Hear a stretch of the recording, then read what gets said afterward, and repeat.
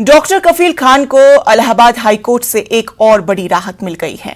गोरखपुर के BRD medical college से doctor कफील खान को दूसरी मुअत्तली पर इलाहाबाद हाई कोर्ट ने रोक लगा दी है। इलाहाबाद हाई कोर्ट ने कहा है कि पहले से चल रही एक मुअत्तली के बाद दूसरी मुअत्तली का कोई मतलब नहीं।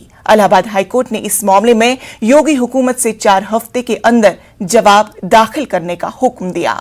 जस्टिस सरसल श्रीवास्तव की बेंच ने समाअत करते हुए ये हुक्म सुनाया। वाज़ेह है कि 4 बरस पहले गोरखपुर में बीआरडी मेडिकल कॉलेज में ऑक्सीजन की कमी की वजह से मुतादिद बच्चों की अमवात हो गई थी। इस वक्त डॉक्टर कफील बीआरडी मेडिकल कॉलेज में अपनी खिदमत अंजाम दे रहे थे, लेकिन 13 जुलाई 2019 को योगी हुकूमत ने डॉक्टर कफील खान को दूसरी मर्तबा मुलाजमत से मुअत्तल कर दिया था। डॉक्टर कफील खान पर बिला इजाजत बच्चों का इलाज करने और हुकूमत के ज़ाबितों की खिलाफ वर्जी समेत कई संगीन इल्जाम के तहत मुअत्तल किया गया था। अब इस मामले की समाअत आइंदा 11 नवंबर को होगी। मुल्क में